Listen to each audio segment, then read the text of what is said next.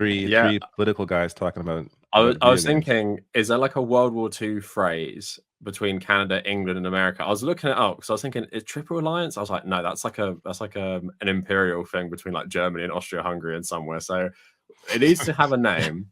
But yeah, like obviously I'm on my main channel right now. I think you guys are both on your second ones. Yeah, my second channel. Yeah, I'm on my Twitch. You're on your Twitch. You're on your Okay, Twitch, so Yeah. I see people in my chat already. So yeah, me and David, I put out a tweet months ago saying there needs to be like a leftist gaming podcast or stream or whatever. David liked it, so that's why we've been messaging about it for a while. But then I just said last week, I just keep kicking it down the road in my head, like, okay, I'll have some time then, I'll have some time then. And I was like, if we don't ever organize it, it's just not gonna fucking happen. So Mike got drafted in as well. But I know you're a gamer as well, Mike, because I've seen you both talk about it together on David's channel. Mm-hmm. And I know what's good is I think we're all kind of different in terms of, I know David plays everything, which is just insane to me. Like, yeah, I see on his PSN, I tweet about Dragon's Dogma and he hasn't even started it. And I thought I've played it. And I look at his account, it's like 50 hours already. But then, Mike, I know you're more hard. Yeah, I know you're more hardcore, Mike, than both of us with this stuff, with which we want to talk about, because I know you like Lies of P. He's hardcore in the sense that like he's really good at shit that I can't, like Souls games, basically. Like you can dominate those. And I feel like I might be able to if I had the dedication to a single game at a time. But I play like 5 games at a time. It's just not. Yeah, it's not. My tastes are very bizarre because I love Souls games. That's probably my favorite genre. But then my second favorite of most played is probably cozy games and like simulators, like Power Wash Simulator and shit like that. So I'm really that's all a good over the dichotomy. That's a good mix. Yeah, you got to switch it up after a Souls game, you know, after getting your cheeks slapped. Yeah. You got to clean some things after you get destroyed by a boss. Right. Yeah. I also want to talk about that because I traditionally hate Dark Souls games, but I have had an experience this year. It might be an aging thing. I went back to Jedi Fallen Order, which I hated the gameplay of. I did the whole game. I only died 3 times on hard on the last boss, and I was like, maybe I'm pretty good at this. And I went back to Jedi Survivor, and I'm playing it on the hardest difficulty, and I'm finding it really easy. And then I started Rise of the Ronin, which is made by the people who made Neo and Neo 2. And that has an easy mode I started on, but I bumped it up. So I'm thinking, am I getting good at like Dark Souls type games? As I don't know if it's a patience thing when you get older, like sort of like a Samurai Master or something.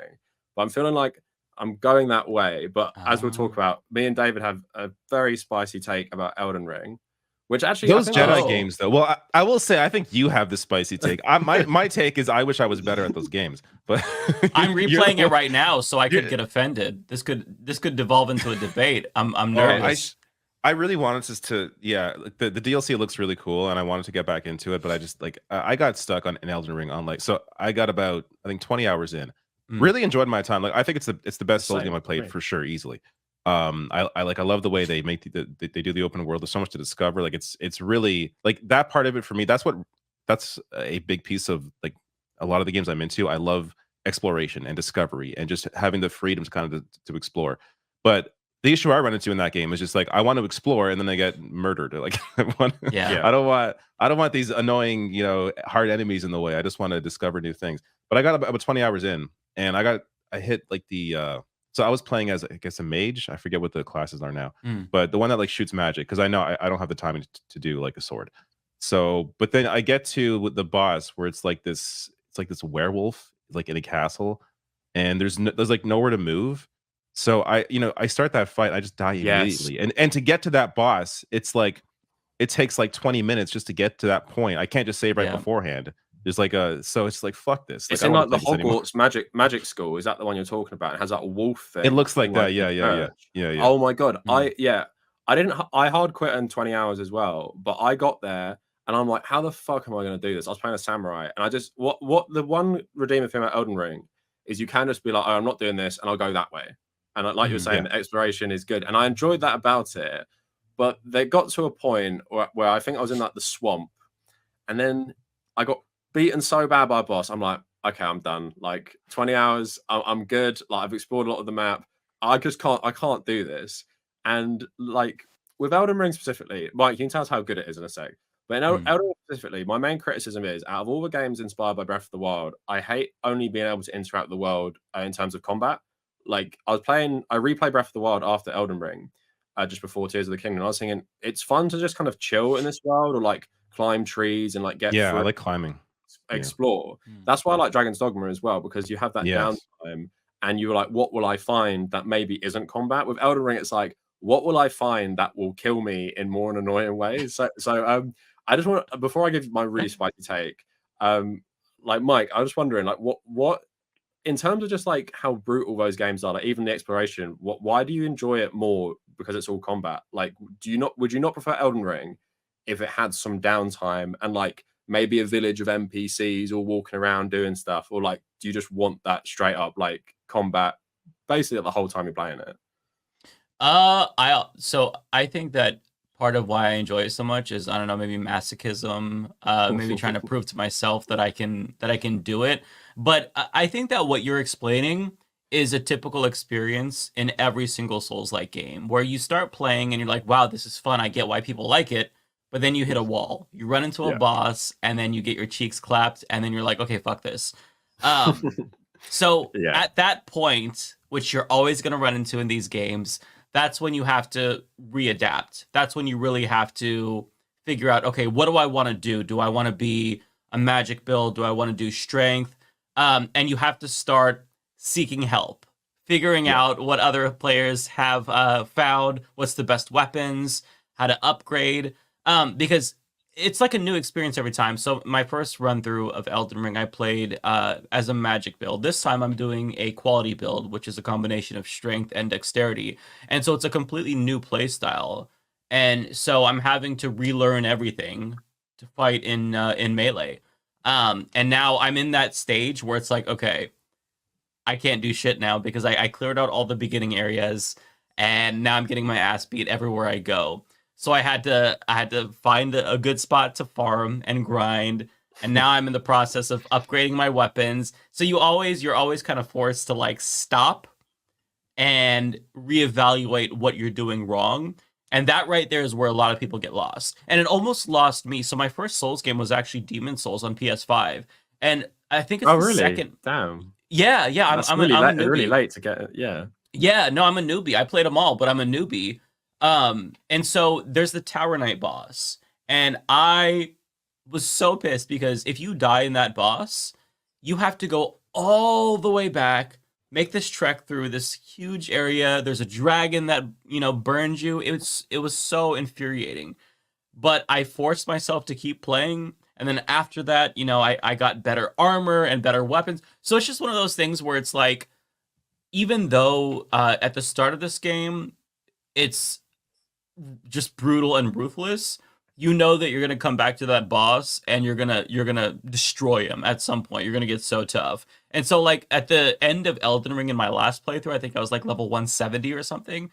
Like I had this magic power that I would just like, it was kind of like a Kamehameha wave, just blast the bosses, one hit them every single time. I've seen some of that. Yeah, that like, yeah, I want that. Yeah. I want that like now. I don't want to have to work for that. I just want to get that beam of fire or light and just smash these bosses. Yeah, that's what's exciting for me, is getting to that point where it's like you walk through like a god. But then again, you'll find a new area once you get to the areas you couldn't, and then you kind of get a wake up call where it's like, no, you get smacked down. You're still the bitch.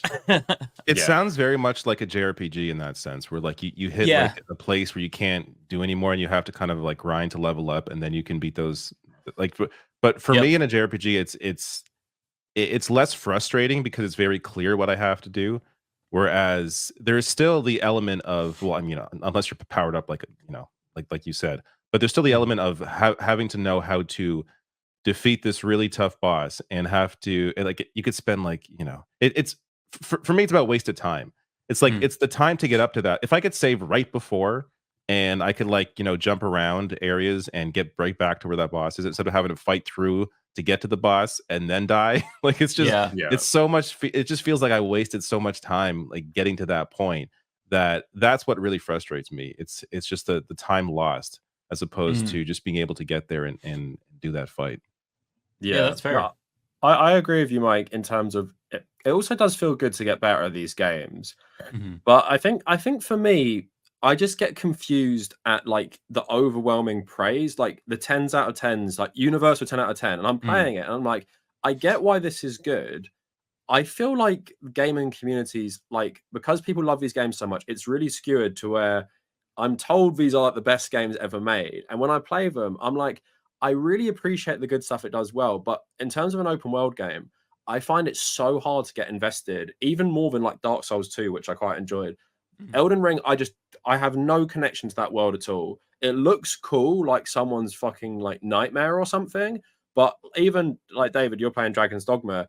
That does a similar thing where it's very vague in terms of I don't really know what like where did the elves come from? Where did these like animal things come from? What is the history of this world? But like it gives me enough where I'm invested. With Elden Ring, you know, talking to someone who's got a Welsh accent, so it sounds kind of cool, but they're speaking gibberish all the time. It's like, to me, I'm like, I have no affinity for this world at all. And I find it so hard to get invested. So, like with David, we did the same thing. When you hit that 20-hour mark and you're getting your ass beat, it's not like I want to understand the lore better, so I'll keep playing. It's like, well, I'm just done. And that's the thing with Jedi, which I appreciate as like a kind of Dark Souls clone, is I love the world so much. The story's good. There's loads of other stuff to do, and yeah, you spawn right before the boss as well, and there's difficulty options.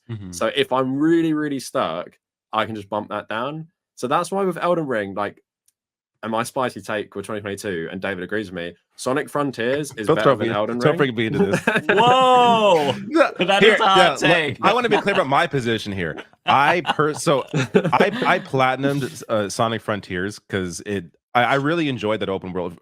For me, it was like the perfect podcast game. I put like a podcast on and I could explore the open world, and it was really fun to just like do the collectibles and like it was the only 3D Sonic game that I've actually enjoyed. The other ones, I think they're all, for me, they're overrated. I've Not never even Sonic enjoyed... Adventure.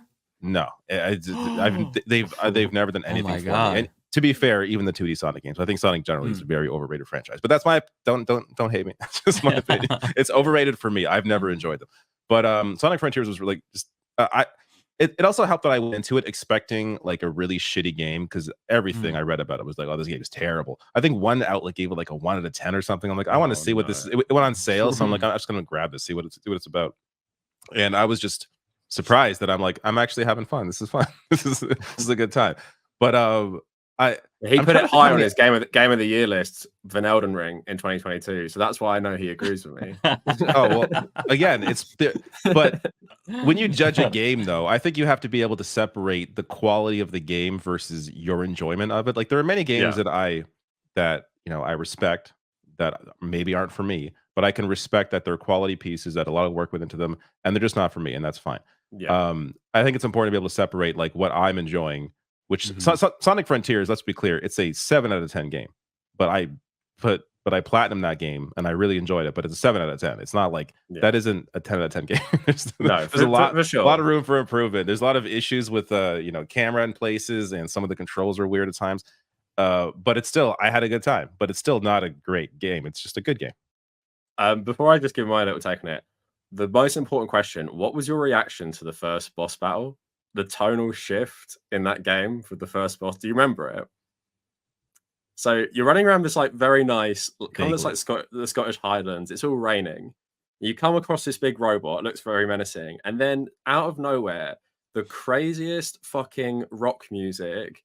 Do you remember it? It plays, and like Sonic turns yellow, like golden, and the tone of the game. That's why I love it so much. When I played that, I was laughing because I was like, holy shit. Oh, I was definitely, I think I was laughing too.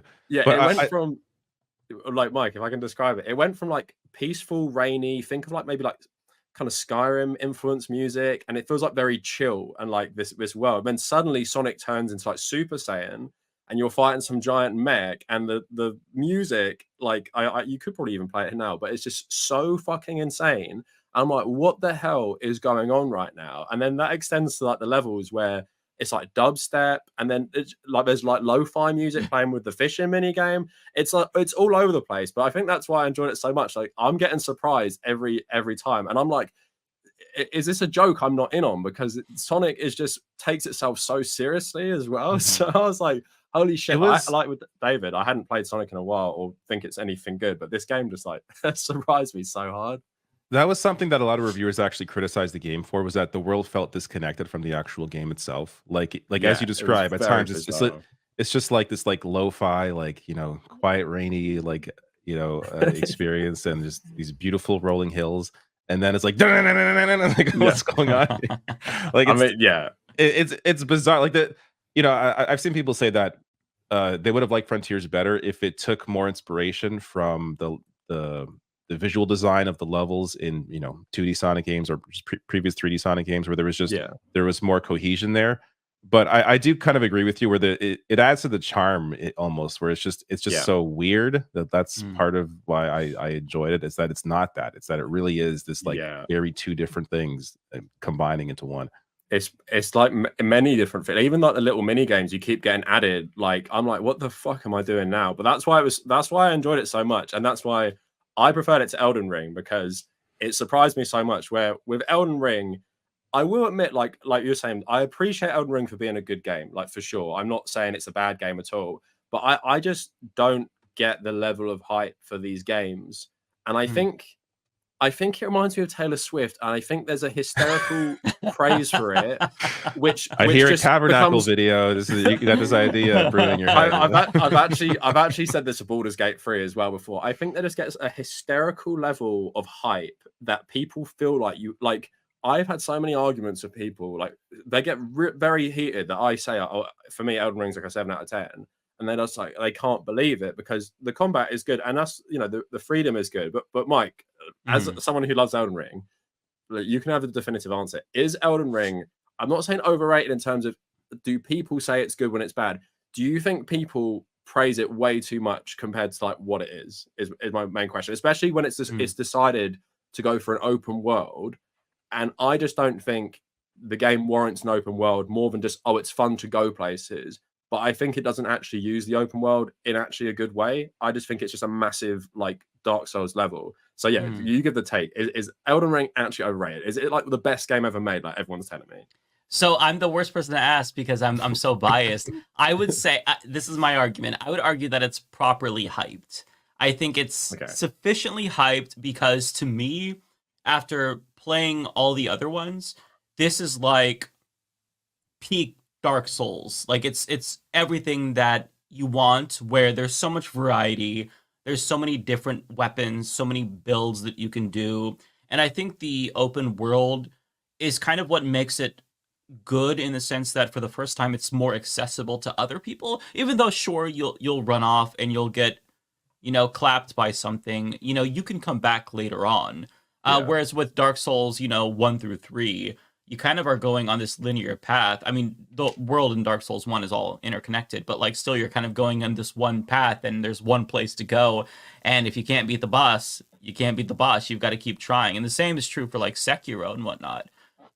So in my opinion, it's properly hyped. Having said that though, I understand why people who think it's overhyped say that. Because if you're not like you either get it or you don't, right? Yeah. It's like certain type of genres. Like I don't get RTSs, I don't get strategy games. So to me it doesn't make sense. But like if they made like the best RTS and all the RTS fans were like, oh, this is the best. That's kind of like the Elden Ring. That's a very terrible comparison, but like that's my opinion, where it's like, yeah, I get it. It's quintessential Dark Souls. Like it's everything that I wanted. Yeah. And it's hard to know like how they can go up from this, just because I really enjoy the open world aspect. And you're right, story, like it's all gibberish. Like people pretend like they know what the fuck is going on. Nobody knows what's going on. The side quests are so obscure. Nobody's solving that unless they're looking it up on YouTube. Let's be real. At least that's the case. Yeah. That's the case for me, right? Like I was doing this mission so I could reach a certain area so I could farm. And it's like, okay, I had to go and talk to this guy. His name is Var. And then I have to invade the world of another player 3 times. Then he gives me a cloth. Then I have to soak that cloth in blood. Doesn't tell you shit about any of this. It's like, well, what the fuck where am I supposed to go, right? So it is completely gibberish. But it's fun in the sense that like you just kind of explore and turn off your brain and see where that takes you. Sometimes, you find something really cool, like a new weapon in a cave. Other times, you're going to get completely shut down by some big beast. We're like, oh, let me try to fight him, and then you just get slammed down. I will say, when it comes to Sonic Frontiers, that was my like Dark Souls experience in the sense that I stopped after a while when I hit a wall. And I'm actually, my response to Sonic games is I feel like a scorned lover. I used to be the biggest Sonic fan ever. Sonic Adventure 1, Sonic Adventure 2, like those are my childhood. But and then came Shadow the Hedgehog with swearing and guns. And... yeah. I remember. I actually have that on GameCube still to this day. I don't know if I ever played it though, to be honest. I rented it from Blockbuster and then just 1 week. I bought it from Blockbuster. I think I got my employee discount, and that's why I bought it, but I never picked it up. Right. But like in Sonic Frontiers, I don't know if I got like the first official boss, but I reached this dude that's like super tall, and when you're running up its leg, like the camera switches when you have to attack. You never did that. Every time it fucks me up. I'm like, what is this game? Why is the camera not locking up? I totally get people not playing past that point, because that's one of the issues with the game. Like, there's just some weird like camera flips, and you're like, I remember there was a second or third or one of the bosses. I kept dying on this part where the camera would just get into a weird place where I didn't know what the hell was going on, and I was getting verbally angry. Like, I was like yelling at the TV, like, what is even happening right now? Like, I was saying that out loud because I could not believe how effed up this whole stage was. Thank you. But I eventually got like I got through it. Like, I got to a point in that game where I'm like, I'm so close to this platinum. I'm gonna get it because it's so close. I just want to get this. Platinum. I don't normally have that with a lot of games, but like that game, Ghost of Tsushima, which is like one of my favorite games I think of all time. Like, I fucking love that game, and I got the platinum in that. I could not, even after I got the platinum, this is like the only game where I get a platinum and I wanted to keep playing it. Like, that game is like the perfect Assassin's Creed that is better than anything Ubisoft has ever put out. Like, in terms of I think you might you really like Rise of the Ronin. I'm playing it right now, and I like Ghost of Tsushima as well. Before we talk about the Switch stuff, I won't talk about it too much, but because feudal Japan is so done, isn't it? Like, it's the popular place. But Rise of the Ronin's interesting because it's 1858 Japan, so it's just before Japan modernizes into like it bases itself on Prussia and the UK and that's how the start of the Japanese Empire basically. But it's really interesting because it's like the death of the samurai and Western intervention and stuff. And in that context, it's interesting contrast to Ghost of Tsushima, but the combat is actually, I think I might prefer it because I don't know if you've seen anything about the game. You have so many different weapons and they all have like insane numbers of like play styles. So, and you can really customize it. So the katana has like 7, but I'm using a musket with a bayonet and it has like 3 different styles to fight with. Like, it's so crazy. And I know you guys, I know Mike likes not Neo, but Neo is like quite clearly similar to Dark Souls. But with this one, the combat is hard, but the difficulty is there. So I think you might like it because it is a Ubisoft clone as well. But I think some of the side activities might be better, and you have that like multiplayer element as well. So you can co-op for the missions if you want with just random people. You have like, it's called like a pilgrim dog. So you give dog some money, like what's that Japanese dog, the famous one? Do you know what I'm talking about? The Doge. I can't remember the name. It's that kind of dog. But you tie some money around it and you send it off for a pilgrimage, and around the world you see other people's dogs and you can pet them for little rewards, and then the dog comes back bringing you loads of stuff. You can give it like loads of money if you want. I always do that. And then you just see like people's Ronins like walking around the world. It's obviously not them, but like it gives this, that's what I like about Dark Souls, the interconnectivity of the community.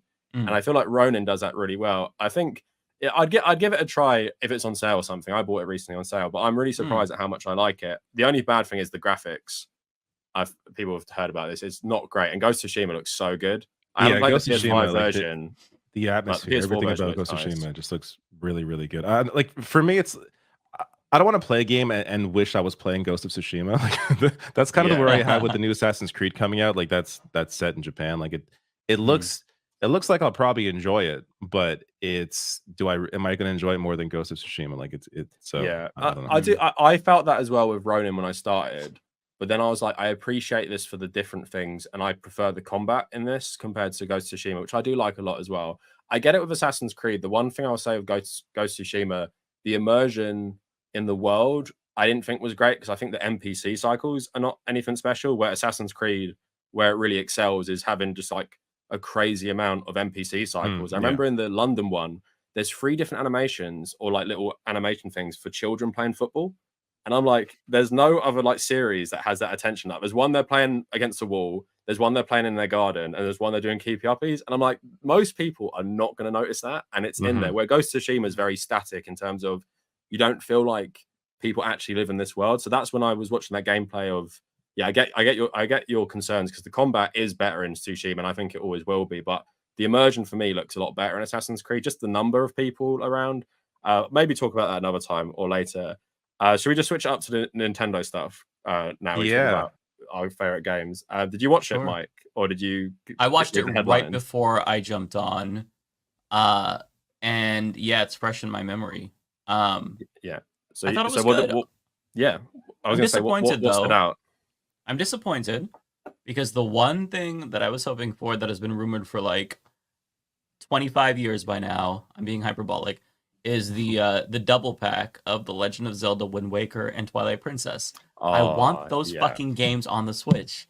And Wind Waker I want really bad. Yeah, that's the one I really want. Yeah, and so they didn't announce that, but there was some good stuff there. There's a new 2D Zelda game. Well, it's it's like the Link's Awakening. There's also a new Mario and Luigi game. I know people are going to be really hyped for Metroid Prime. Yeah, that did look good. I'm not a big Metroid guy.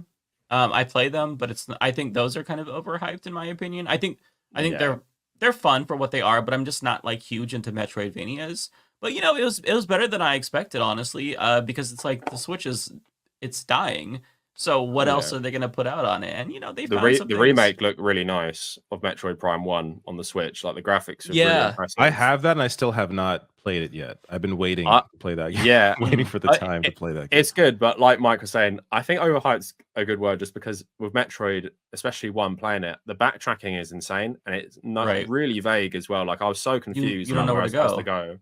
And I'm hoping with 4, which I'm happy to skip 2 and 3 and just jump into 4 again. But I'm hoping with 4 they fix that, because it's like no guidance. I'm like, where the hell am I going in this game? And I think it was just like a different. It was just like a different era of gaming. Like I played that game when it first came out on GameCube, and I have a lot of nostalgia for that game. I love the music in that game is incredible, and I don't remember having to look anything up or feeling frustrated about exploring in that game. But things have evolved to a point where I can totally understand it being weird now, like, and getting lost and getting confused. But I think that was almost part of its charm back then. It was just going back to re-explore the world and seeing what you can discover and maybe what you missed with your new abilities. And I thought they were going to keep or save the 4 for the next console. Yeah. I mean, this one's releasing next year. Yeah, I think it's going to be a dual console release. But I'm actually kind of surprised that it's even releasing on Switch, just because I thought it would be sort of like a tech piece for whatever the new console is, and try and push it as much as possible. But I guess it's going to be dual release. But there's also I mean, I don't know if you guys play RPGs, but Dragon Quest 3 HD 2D remaster looks solid, and they also announced 1 and 2 remaster. The art style looks really remake, nice. I should say. I love the Octopath games. Very nice. Oh yeah. And I love Dragon Quest, or I loved the 11. I think it was 11, and that was the only Dragon Quest I played. So I'm down for these for sure. Yeah, I never played 1, 2, or 3, and actually I never really got far into any Dragon Quest game. So I played a lot of the last one. I guess it was 11. And I stopped playing that game when I think it's like 5 hours in. You get to a city, and the music in that game is so fucking terrible. It is the only time I've ever stopped playing a game because of the music. And I swear to God, I didn't know this. I looked up afterwards. So this guy's dead now, the composer. He was apparently a racist. Like, he's like not a good person. So oh, really? I felt even better about hating the music. So that's funny. It was just so, like, it's one thing to have bad music in, like, I don't know, a sports game or something. You turn it off. But in an RPG, you need to have the music needs to be there. So if I'm turning the music off, there's nothing. It's just, it's kind of silence, weird. So I just stopped playing because I could not stand the music. But I'm like, Dragon Quest is like the original JRPG. So I'm really curious just to play those first 3 and kind of see their how they hold up, at least in a remake. Yeah. No, that looks good. Yeah, like I'm not massive. Like, Pokemon is the only, I guess, technical JRPG I've ever played, because I really hate. It's weird. I don't hate strategy games. Like I love Advance Wars, but I hate like turn-based combat generally. I think because I've been brainwashed by Pokemon, thinking like it's just a Pokemon thing. Like, so I don't really want to play like even the Mario and Luigi. I'm like, do I really want to play this? I don't know. It's just something I definitely need to get into, because I was thinking today, I play so many Japanese games now, not on purpose, but just like by, everything good seems to be made by Japanese studios these days. But then I'm just like looking at these JRPGs. I'm like, that art style looks so nice. I'm like, I bet it's a sick game, but I don't know. I'm so bad at committing to new genres. I used to be just like you, and then I played Persona 5. I didn't really get into JRPGs till Persona 5, which came out, like, what, 6 years ago? So I would say if you haven't played Persona 5, play Persona 5. I feel like that's a really good in.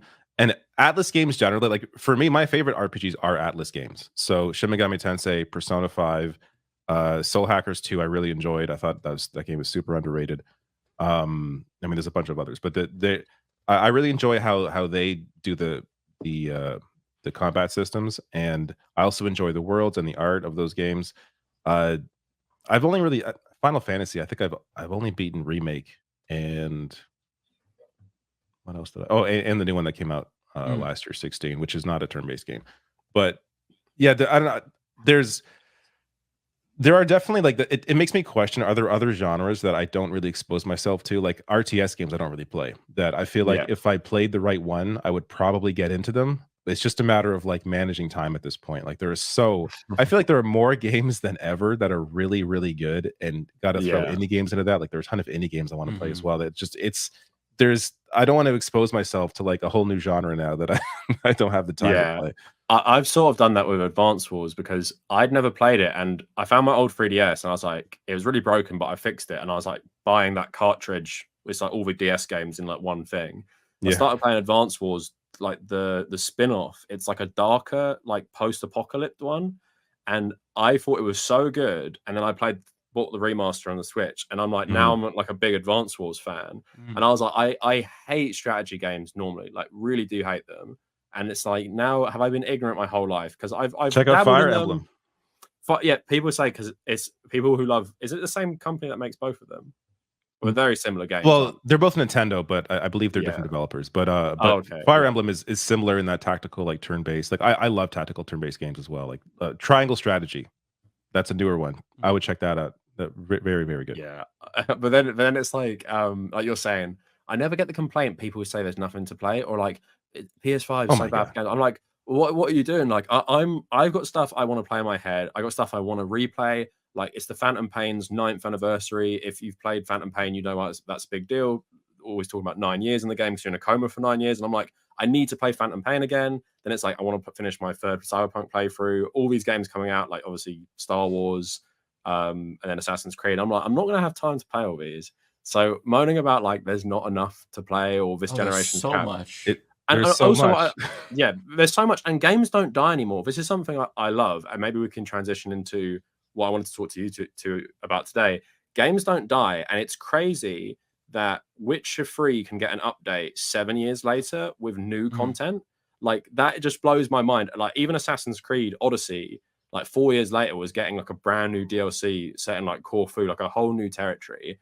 And like it's so bizarre now, where games used to die within the year. Like I remember Bad Company 2 came out March 2010. Bad Company 2 Vietnam, its big DLC, released in I think like September 2010, and then they released Battlefield 3 in 2011, less than a year after the DLC. Like it killed the game. I remember because I loved it. It killed the game. And now I'm playing games where like Rocket League's going to be 10 years old next year, and I've been playing that since it came out. I'm like, it's such a crazy time to live in now, where it's like games just don't die. You can get an update for a game, like even that Mario game, Bowser's Fury. It's like that game came out like 8 years before the DLC. It's so mad to me, and that's what I, as people who are a bit older than me. So I messaged David this before we started. We'll start with you, Mike. In terms of like understanding like your gaming history, what would you say is like your most maybe like what's the first game you remember, but what's the most formative years of you as a gamer? I'd say like probably focusing on being a teenager or something. Because I'm really interested, like I said, because I'm in that generation they call it Zillennial because it's literally border of Gen Z and Millennial, and it's really Oh, bizarre interesting. because I remember, my first console was Game Boy Color, PS1. Like I remember people with like Dreamcast and stuff like that. But then when I became like a hardcore gamer, I was like, playing maybe the first Xbox at the end of its life, Xbox 360, PS3 and stuff. So that's why I'm interested, like people who actually remember like growing up on like the original Xbox or the PS2 and stuff. So yeah, so maybe like what was the first game you like really got into, and like what was like the formative like gamer culture like you were in maybe when you were a bit younger? Oh, so it was probably when I was like 4. Uh, the first Mario Brothers on the NES was my very Wow. first gaming experience. At that point in time, it was a little bit old. The first game that I ever played was something on Atari, because my sister's boyfriend at the time, he worked at the dump, and he would find amazing stuff. Like he brought me the entire Ninja Turtles toy collection, and he brought Yeah. an Atari with like 50 games. So that was like my first, what's this? So I started playing that, really liked it, don't really remember a lot. But then he brought home an NES with Super Mario, or just Mario Brothers.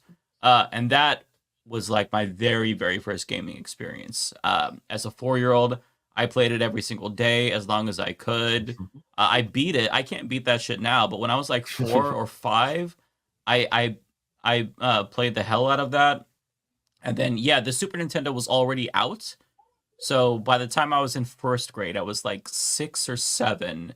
Then, since I liked that one, my parents got me my first like new console, and that was the Super Nintendo with Super Mario Brothers. So I really got into platformers at first. I never really played RPGs or anything like that. I did play some fighting games. It depends on like what my sister's boyfriend would bring home from the dump, right? If he found like a new game, it's like, hey, I found it. Like people throw the shit away. It's Yeah, crazy. the dump is crazy. I went to the dump Yeah, maybe a year ago. I saw an original PS3 which I knew played PS2 games. right. So I'm like, holy shit! Like if obviously the people at the dump have like dibs on that, but I would love to just grab that and take it home because I'm like, this can literally like the first gen PS3 could play PS2, and I'm like, and it's just sitting there perfect condition at the dump because probably someone thinks it's a load of garbage. So Yep. like I do get it. I It's got one of crazy those in what my you can closet. find dumpster diving. I wish I Oh, had that's one. nice. I had that one, but it died, and so I was still under warranty. So I sent it to Sony, and they sent me the newer slim one without the backwards compatibility. Oh. I was like, "Oh, are you Can they kidding just do me?" that to you? Like, all right, we're gonna take your old one with all these features, and here's the new one. They think And they're doing you a favor, but in reality, they're just like fucking you over. yeah, it's so messed up. But in terms of like my gaming experience, I feel like I got the complete experience. Like I got the experience of an 80s kid because I was poor, but I grew up in the 90s and just kind of graduated to each console, and by the time, the Nintendo 64 came out, I was in like 3rd grade, but I got it in 5th grade. And so I kind of evolved naturally with consoles. And, seeing Mario 64 for the first time was like mind blowing. I saw it at a friend's house.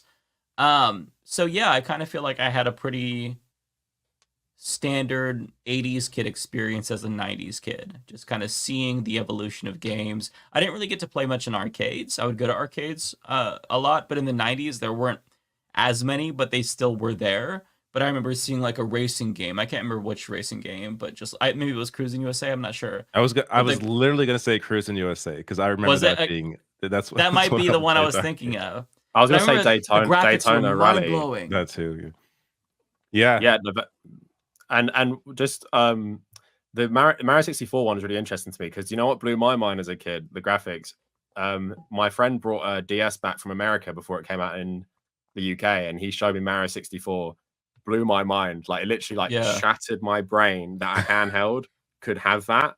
And I was like harassing my dad so bad. I think must have been just before my communion, which if people aren't religious, you get a bunch of money for communion in the Catholic faith. So I was like, okay, my communion money, that is buying me a DS. And then I literally could only afford a DS. So thankfully my dad came in and he bought me Rayman 2 3D and Mario 64 as a bonus because he's like, we got to play something on it, don't you? And I was just like, yeah, when you're a kid like that, those graphics. But to be fair, I played it again recently. It looks great still. But like when you're a kid, it's like, holy shit, like what am I even looking at right now? But also, did you have any experience with online gaming? Like maybe when you're a bit, maybe like older teenager and stuff. Oh yeah. So I was always kind of into single player games and didn't really play competitively. But finally, when I like got a debit card and could buy Xbox Live, it was like a couple of years established and Halo 2 was out, so it was like peak. And I heard so much about it, like everyone was, oh my god, it's the best thing ever. And so I played a little bit of it. I think the only experience I got was like a 1 month free trial of Xbox Live. Um, and yeah, it was incredible to just talk to people. Yeah. And I don't know. I think I was just a dick. I would get into arguments every single time I would play. I think I was being annoying if I'm remembering correctly, and I was just like shit talking. But I was getting my ass beat, so I had no reason to shit talk. But it was just so cool to like be able to play the game with other people, and that was kind of like a mind blowing experience. Like, oh my god, like I'm actually playing with other Halo players, and they're really good. And oh, I just randomly got sniped. And so I unfortunately I didn't keep the online because I just couldn't afford it. But you know, I still played games and whatnot, but like I think because I wasn't really a part of it, it never clicked for me. I never went back to it. And I do play some competitive games once in a while. By competitive I mean like I played Fall Guys. I put like 250 hours into that game randomly. Completely irrational. 250 hours. Holy shit. So, I don't know. It was a COVID game. So it came out in 2020. Yeah. So I played a lot of that. Also, I would, you know, I think I'm just like a bad person to play online. I can't help myself. Like I would get drunk and play Fall Guys and just like fuck with people and push people off and not even care about winning. So I'm one of those people. And I would try to stream snipe. Online. Yeah, I would stream snipe people that were streaming, find them, and I would like try to knock them off. I did it to Vosh actually. Like I was playing Fall Guys, and I cycled through, and I saw he was playing Fall Guys, and I got it was random. Like I got into the same level as him, and I tried to push him off, and I almost killed him. I didn't though. But like that's the kind of player I am online. So I'm not meant to play online. I'm just like not a good. I'm not good with. I think maybe you're not meant to drink. I think you can play online. Just don't drink. Have you seen Westworld season? Have you seen Westworld on HBO season 1? I did. It's been a while though. You would be like all the people who go to Westworld and are just terrible to like the robots and like do all the terrible shit because it was actually inspired by Red Dead Redemption 1. Where like this image of like what would you do when no one's looking basically, or like there's no rules. So in Red Dead people would tie people up and put them on the train tracks, let the train run over them. It's like I can do that. So that's what when you were saying that I was thinking like this reminds me of Westworld and like how we treat like NPCs in video games, but you're doing it to real people. I don't know what it is. Like I have to fuck with people. Like if team kills are on, I have to kill someone in my team. It's oh my god! Like, I didn't know you were like this. You are explaining the mentality of every troll that exists. Like the only reason you're not like this on YouTube is because you use your real name and your real face. But if you were like hiding behind an avatar and you were hiding behind like not your real name, you would be somebody who'd be like trolling everybody on Twitter. Like no, it's only I think it's only because it's like a video game. So you know it's like, oh, it's for fun. There's something about it where it's like there's this disconnect where it's like if there's other people there, then like I have to be creative. Like Little Big Planet is another game that I played that was online, and I would like create this character. Like there was peacock feathers that you could put onto your character. So I put like 100 on my character and it took up the whole screen. So I'd like, you know, go into this online game and nobody could see shit. And I'm just laughing hysterically. Like it's just that's stupid as fuck. It's just so dumb. Like the worst kind of person to play game. But I play single player mostly, so you know. Mike, that is so crazy. I think we should have swapped ages because you would have loved like late 2000s online multiplayer like Halo 3, Modern Warfare 2, because so many my brother was like you. He would just kill me online for no reason and I think it's like the most funny. Like we play Red Dead 1, the lobbies, and we'd always like team up against like just random people because you'd have like this lobby which was the whole map for multiplayer. We'd go around killing people, then we'd team up, we'd be being chased by people, then he'd just say something to me down the mic, he'd like shoot me in the head or something, and he'd find it like the most funny thing, and I'd feel so like betrayed. I'm like, I would never betray you, it's us against all the other players, but you'll just shoot me in the head for fun. Like I like people, My friends would do that as well. We play GTA 4 and we do like a multiplayer lobby similar. We'd all like 6 of us, and I'd be like, yeah, like one of my best friends. I'm like, yeah, we'll get them, and then he'll just turn around, blow me up with rocket launch. I'm like, I just feel like if you were doing that to me, I just feel so hurt. It makes me so mad. It's like I'll chase you forever and I'll keep killing you until I've gotten the frustration out of it, because I would never do it first. In my defense, now I couldn't fathom doing that. Now I don't play online because there's so much pressure to perform, where it's like, okay, if I'm doing 5v5, like I don't want to be the weakest link. Like I want to actually this is some dark Brandon shit. Like you're like nice on YouTube, nice leftist, but when you go on a video game, you're fucking dark Brandon, like betraying the red eyes come out. And you don't want to know what I do in Grand Theft Auto. It's crazy. Yeah, when I'm just trying to have a nice time driving around and just someone fucking shoots me with a tank or something, like that's you for sure. Yeah, I don't know what it is. Like it's so bad. I thank goodness I was too poor to afford the monthly like Xbox Live thing, because like that would just ruin people's fun. When I think back to it now, it's like that was so mean and immature. Because people are just trying to play.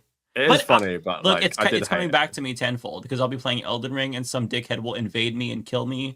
I'm like, God damn it! Like I'm trying to do something. I hate that shit. Why is that a feature? You could turn it off though, and I did. Yeah, I did turn it off after it happened to me. I'm like, fuck this.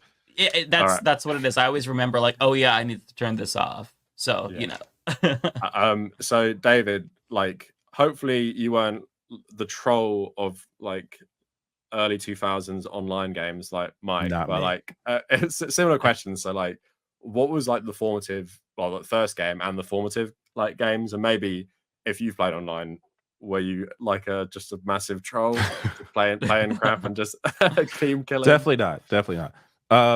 First game that I really remember. So I'm sure I played a game before this at like a cousin's house or something, but I remember getting the Super Nintendo for my birthday. It's probably like 92 or maybe 91.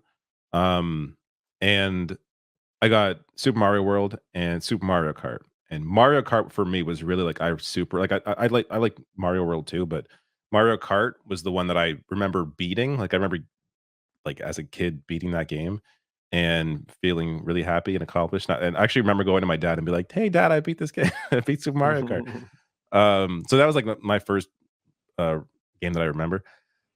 When it comes to like formative years, probably N64. Like so I actually got there's like a big gap in my memory from like Super Nintendo to like PS1 N64 era, but I got a PS1 probably in like 98, I think, and then I ended up trading it in at Walmart, because Walmart, you could fucking do this back then. You could bring in like a used console and be like, I want the other one. So and this sounds crazy to me now because there are so many amazing PS1 games, but for whatever reason, it was GoldenEye. Like I played GoldenEye at my cousin's house. I'm like, I want to play GoldenEye. So I traded in the PS1 at Walmart. Open box. This thing was open for like, I don't know, I had it for like a year. And they just took it back. And I'm not even sure, to be fair, or to be honest, I'm not even sure I got the console at Walmart. They just, I don't know. Do they still do this? They just take anything. You can return anything to Walmart at the time. So I worked there in 2014, and they did not do that. Okay. I worked in electronics. That was not a thing for us. Back in the late 90s, you could return anything to Walmart. So I returned the PS1 that probably wasn't even bought there, and I got an N64 and GoldenEye, and fucking love GoldenEye. So yeah, GoldenEye, Mario Kart 64, Super Mario World, but it was really GoldenEye and especially Perfect Dark. For me, Perfect Dark is like a big nostalgia game for me, and that I don't know what it is about the atmosphere, the music. It was the one game that I remember back then, really like the first game I remember really getting hyped for, like really excited that this was coming out. I'm going to play this when it comes out, and that came out in '99, I believe, right before, or maybe it was 2000. They showed right off before today as well, didn't they? On this direct. Yeah, they're adding online play to it. Actually, I'm going to do that. Maybe we should all play online. That'd be fun. So Perfect Dark for me was a big one, and that's also part of the reason why I'm so excited for the new one. That looks, I mean, it's probably like a tech demo at this point, but the one they showed up for Xbox Series last week. Yeah, it looks really good. Sorry, it did look okay. Like I was surprised because it's been in development hell. Hopefully, it wasn't just like a like a little tech demo, but it did look fun. It probably is like a vertical slice, and that game probably not coming out for like a couple of years. But if they execute what they showed, I think that looks really good. And when it comes to online play, I was a big SOCOM guy. Played a lot of SOCOM 1, especially a lot of SOCOM 2. PS2 or And then PS3? that's on PS2. And then Yeah. they killed SOCOM with PS3 or with SOCOM 3 when they added vehicles and made the maps, but they fucking ruined the game. But the first two SOCOM games where it was 8v8, the maps were so like I have a video actually playing SOCOM 2 online recently because you can still play that game online if you do. There's like some hack you can do to your PS2, but Oh, you can play it shit. off the console or through an emulator. You can still play it online. That's So so I'll cool. I'll still do that. Like there'll be a weekend. People are always online. At least 8 people are online or 16 for a match. It's crazy that like 20 years later they're still playing the game. But so I played a lot of SOCOM 1 and 2, and that was really so my first trying to think my first exposure to voice chat. I think was at a cousin's house like for Christmas because he got Xbox and Xbox Live. But SOCOM 1 actually in the online actually came out before Xbox Live hit the Xbox, because when Xbox first hit, the online play wasn't there yet, and they added Xbox Live a year later. So I think it came out like a few months after SOCOM 1. SOCOM 1 released, I believe, in August, and my brother got it. I had no plan to play it. Like I wasn't. The idea of playing an online shooter didn't appeal to me at all. But he played it, and I checked it out, and I actually really enjoyed it. So then I started playing it more than he did, and then he got angry at me because I kept playing his game. But then, yeah, I don't know. I have so much nostalgia for SOCOM 1 and 2, and Sony just killed that franchise completely. They'll I know. It's depressing how some stuff like that just gets left in the past. Did you play the yeah. PSP one? I thought they were okay. No. They're pretty good. Yeah, it was just a different thing for me. Like I'm very so I actually, people don't know this about me. Maybe they do. I actually ran a SOCOM fan site like back in the day. Like Oh, nice. Oh wow. to the point. So yeah, to the point where when they released or when they announced SOCOM 4 on PS3, Sony flew out like a bunch of like SOCOM fans, including me, to Seattle to check out SOCOM 4, and that was a fucking awesome experience just to like be flown out like that. And so the SOCOM 4 was fine, but it's still no one's ever they've never really been able to recapture the magic that SOCOM 1 and 2 were, and it's hard to even like even if they were to remaster that game, I'm sure I would love it, but I don't think like shooters have evolved so far past where SOCOM 1 and 2 are that I don't think people that didn't experience those games back then could really enjoy them now. But the part that more shooters I think need to really look at and take note of is just the fact that maps in those first two games were designed around a single mode, and that really led to, I think, the how timeless those maps are. Because a lot of maps now are kind of designed for any mode, and they kind of have to be all things to everyone. But if you design a map around a single mode, you really the way the designers work, and I mean, it's geared towards working around that single mode, and it's just I don't know. I think that's an element that is kind of lost in a lot of shooters now. Yeah, those games, it's sad. Like I'll talk about myself in a bit before we'll finish with you first. But like Ghost Recon Advanced Warfighter 1 and 2 on the Xbox 360, Brothers in Arms, Rainbow Six Vegas, those games just don't exist anymore. Tactical first-person shooters, or in Ghost Recon's case, third person. And now, like you're saying, SOCOM's dead, but Ghost Recon for me, I'm looking at it now. I'm like, I've played them and they're fine, but I'm like, I want the tactical third person shooter like SOCOM style with Yeah. the old Ghost Recon. I'm like, that's dead. Like there is nothing like Rainbow Six, and Brothers in Arms is another one. Gearbox game which has just been dead for years. Yeah. Which was like cover shooter tactical, and I'm like, that genre is dead. And SOCOM, I guess, is a bit different, but I'd say it's adjacent to those games. And Yeah. that like hardcore tactical military shooter just doesn't exist anymore. If someone came back and like, I think you're right. I think the market is ripe for that. Like, it's weird to think there are so many games out and there's so much to play, but that specific genre in the shooter category really has not been tapped, at least recently. And so there is some single player. I know there's like a new, I forget if it's called SWAT, but I know there's a game that's like a SWAT game, but it's a single player game.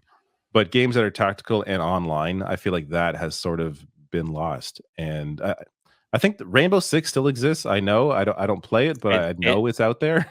don't know if that's good.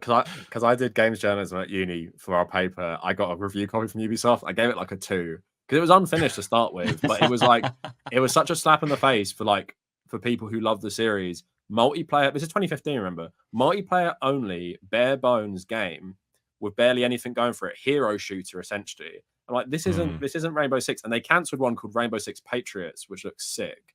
It was like about this like kind of like Metal Gear 2 style terrorist group taking over America, and it looked really fucking cool. And it's just like you're saying, like, but you have Insurgency Sandstorm, which is very hardcore. I don't know if you've checked that out. It's like a very hardcore. I haven't played it. Like it's first person shooter. It's really hardcore. Like in terms of you'll die in one shot from a pistol and stuff. I enjoy that to an extent, but then there's something I don't want like a military sim. Like I did like Operation Flashpoint on the console, but like I don't want it that hardcore where I'm running around for 40 minutes, get shot by someone I haven't seen, and that's my level done, and then I've got to restart. I don't want that. But yeah, there's a gap in the market for something definitely like that.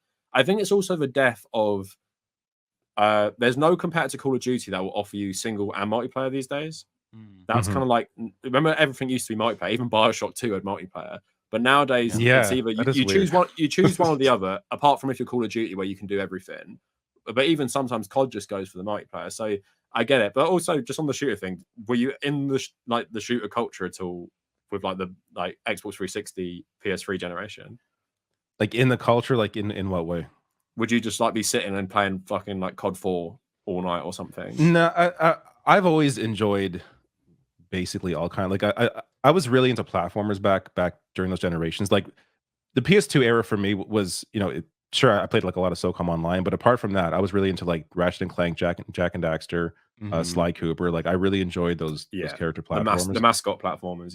Yeah, and like I got COD 4 when it came out, and I liked it. But I've always been more of a third person guy generally. Like I would love a solid tactical third person shooter as opposed to like there's enough first person. Like Call of Duty has it down. Let's try something else. It's kind of bizarre to me. There aren't more actually.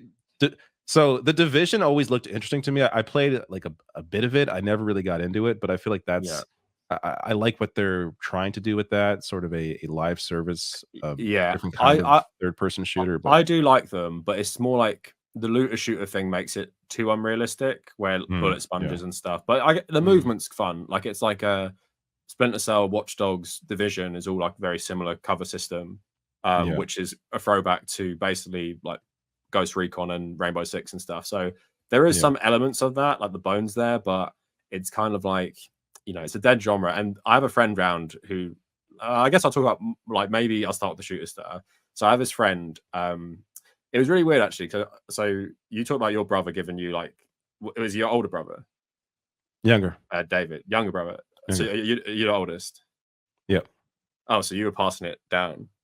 But so he was passing it up, I guess. So he was younger than me. We're actually 6 years apart. It's a pretty big difference. So he got SOCOM when he was like, I don't know, pretty young. I probably shouldn't have been playing SOCOM. And then I got into it. Yeah. So yeah, I guess talk about overall for me. So my first game I really remember was Pokemon Yellow. And my brother, older brother, he got a Pokemon Yellow and Yellow Game Boy Color for Christmas. And because I'm one of 4, I've got 2 brothers, a sister, it was always like, you bought the console for all the kids. So there's 3 of us. So then, we had that. Then the next, maybe 2 Christmases after, me and my brother, we got a Game Boy Advance each with Rayman Advance, like, great games to grow up with. And then I had a younger uncle, because my mum's like one of 10. So we have like old family members and young ones. I think it's weird to think he must have been like my age when he had this, but he would give us his old consoles. So when the PS2 came out, we got the PS1. So then I'd play like, Spyro, Crash Bandicoot. It kind of like has always been in my head. Like I feel like I've never not had played that game.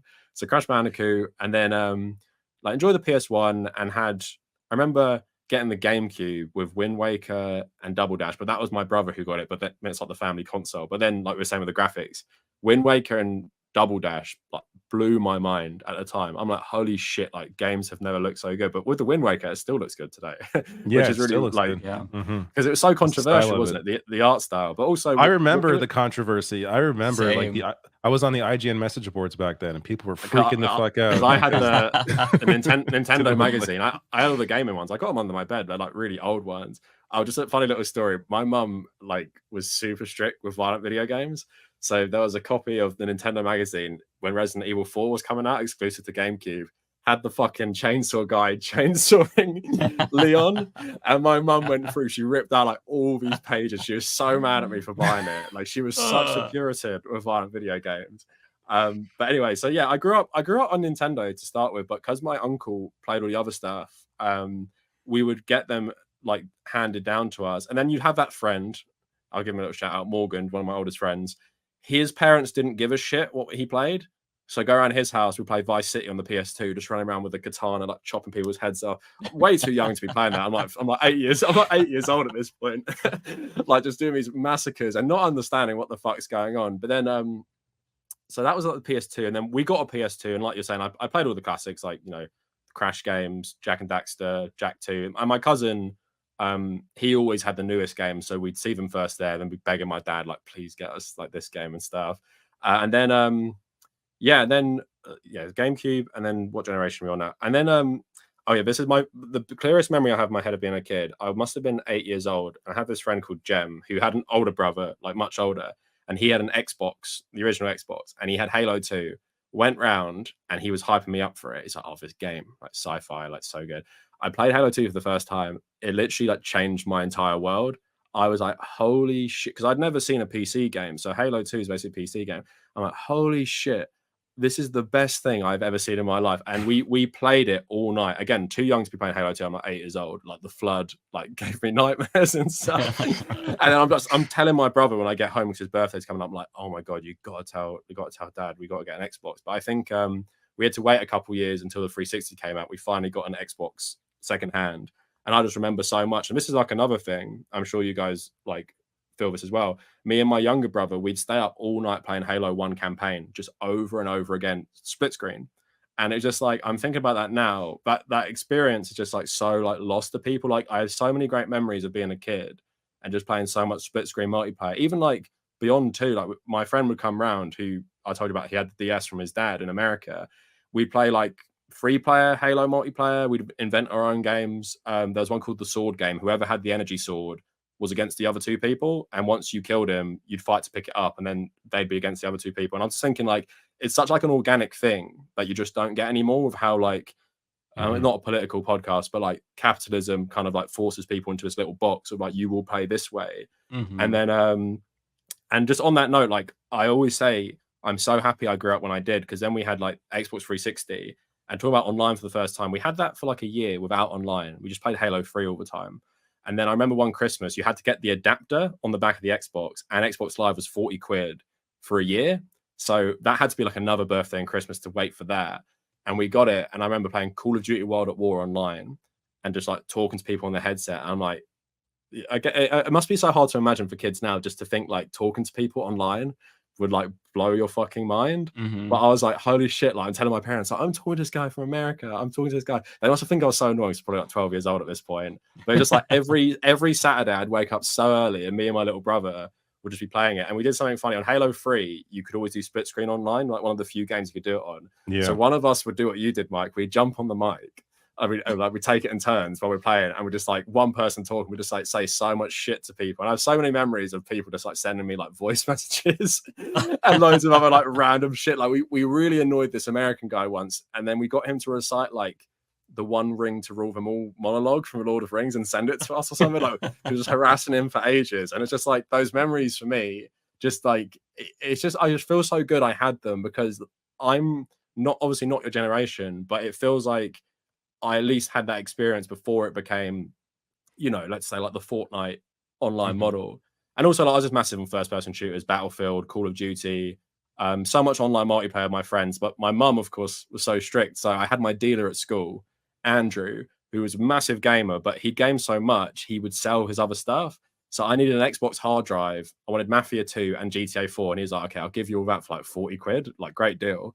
And I just come in, like, sneak it. And my parents would sometimes come into my room, like, what are you playing? I'm playing like Grand Theft Auto 4. I'm like, oh, it's just like this game set in like New York. I just have to drive around like normal while they watch. Because then afterwards, like, I'd be playing with my friends online. We'd just be like shooting each other and like saying so much crap to each other. Eventually, like, we wore my mum down. And because I'm the second child, like, obviously I don't get it as bad. So yeah, like, I just have so many like great memories of just playing online so much and like the online culture. And I think there's a lot of people now. Annoyingly, not too many people like come out of that really left wing, because they were like, you wouldn't survive a Call of Duty lobby today because everyone was throwing around the N word and saying slurs and stuff. And it's like it was like that, but then it was like there was also the sense of, which I'd never do now, which is so like, I don't know how, I'll end it on this and let me know what you guys think. I was so much more willing, maybe because I was younger, to talk to people online. Now, when people try and talk to me online when I play a game, I mute my mic and I mute the whole thing. And I'm just like, I'm not talking to you. But when I was a kid, you'd make friends online and then you'd add them afterwards, and it was like so wholesome, because I guess it was like the birth of the internet, where you're like, this is such a novelty and it's sick. But like now it's like, no, I'm not talking to anyone online. Yeah. I have a friend that I made on SOCOM in 2003. It's on SOCOM 2. That we still talk. Like, I text him, like we text, like he's a really good photographer in Texas. That I nowadays I forget like making friends. I'm like you, I don't talk to people online. It's really weird how we went from everyone has a mic, we're all talking online, to now nobody's chatting online unless you do it through like a Discord with people you know already. But that's what I mean. Yeah, there's very rarely, like, I can't think of, and it's not just me, it's like a lot of people apparently. They're just we're no longer hooking up our headsets and talking online to random people like we used to. I don't know what's changed there. It's kind of weird. I played VR chat like years and years ago, and I got on there and I like found, I don't even remember, like I played it one time and never played it again, but like I ran to a group of people and was just silent, just like a creeper, just listening. I'm like, I don't know, like, is this it? Do I talk? Are there any games? Like, I don't want to talk. I don't want them to hear me. You know, if this was like 10 years prior, I'd be calling them all the F slur and like jumping on their heads and shit like that. But like, yeah, I agree with you. I've changed to the point where it's like, I want to be invisible. I don't want anybody to hear me. The only time in recent years I've done it is FIFA has a mode called FIFA Clubs, where you all play as one player and you can do like matchmaking online. And because the PS5 controller has a mic on it, a lot of people do talk, but obviously they just give each other a load of abuse because it's football and you're playing like, and you're losing. So me and my friend would go on, we would give people some abuse and stuff. And that was kind of fun. But then it's like, at the same time, like, I'm a bit too old for this. And that's also like, I don't know if just talking to people, just as you get older, you get more conscious of like, you don't want to like say something really weird, or you don't want to hate yourself or feel ostracized. So it's kind of like about protecting yourself of like, I don't want to open up to this stranger to be like rejected or to be made fun of. Like, I don't want to like have more stress in my life when I'm playing something to relax. But when you're a kid, it's just like, you know, even as an older teenager, you're just like, I'll just talk to anyone and we'll have like a good game. And I do like forming bonds with people online, the quiet bond of like playing Helldivers 2, and it's like, yeah, this teammate is sick, like we'll play it all night. Or like Rocket League, really weird. When I was living in Cambodia, I was just, because I had to play Switch way more, I was playing Rocket League, teamed up with a guy. Just after one game, we played for like 5 hours straight, like dominating. And it's just like that, like telepathic connection. We didn't need to speak, but it's like, if he asked to speak, would I speak? I'm like, even though it would help so much, I'm like, no, I probably wouldn't, just for a variety of reasons.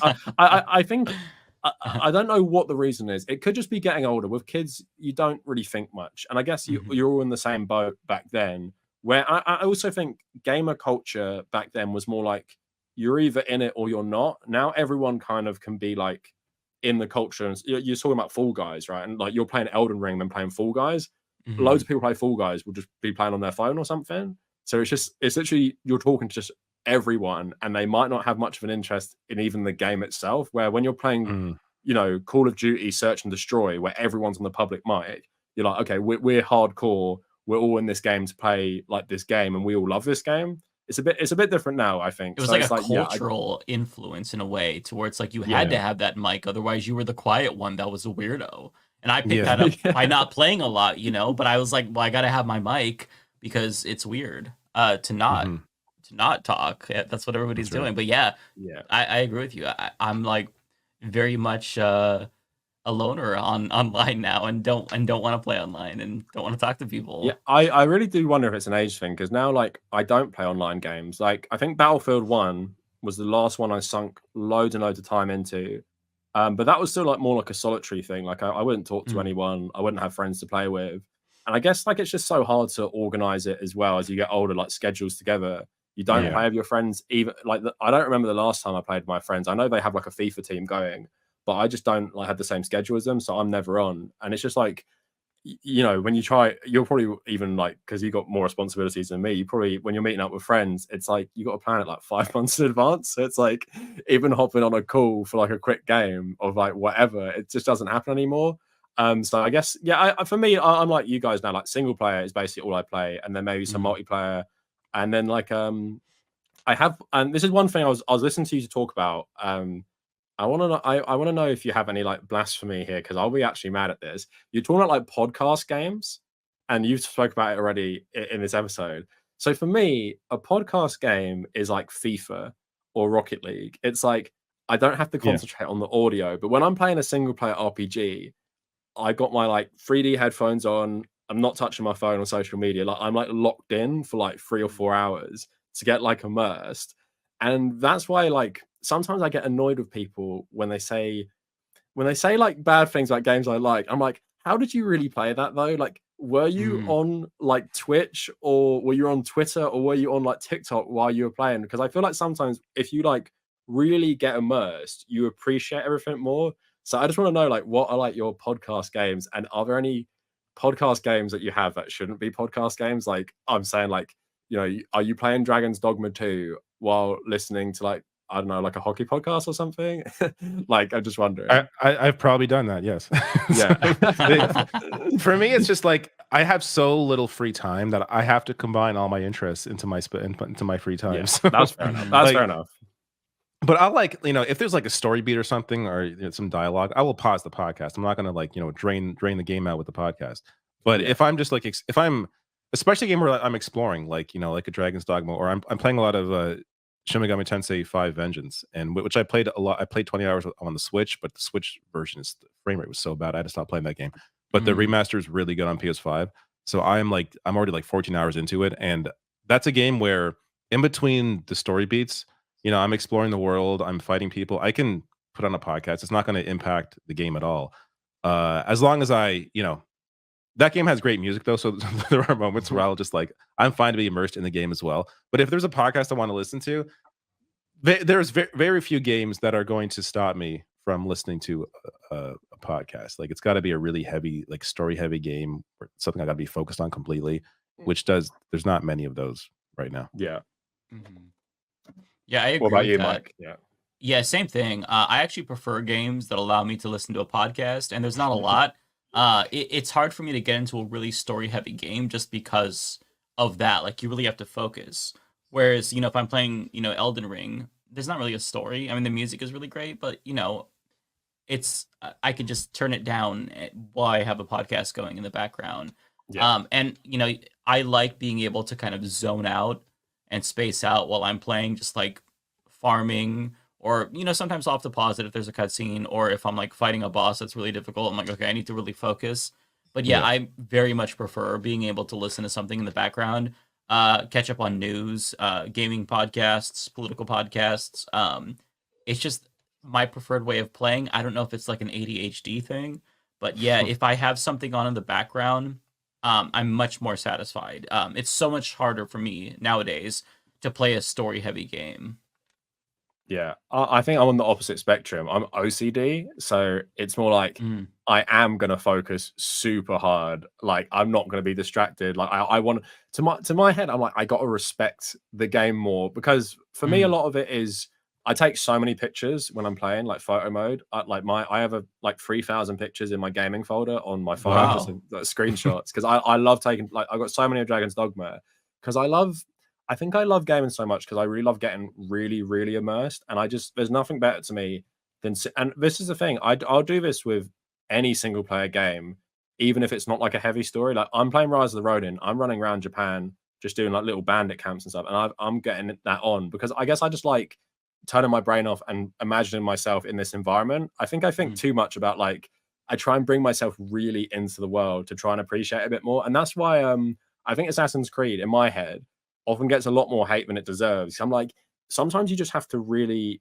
like immerse yourself in it and think about what you're playing a bit more. Because I think sometimes a lot of people, when it's like a Ubisoft open world, which is fair enough, because the activities are boring. Or like there's just too many things. That's the problem. There's too many things. Right. Assassin's Creed 2 was like the perfect amount. That was a fantastic fucking game.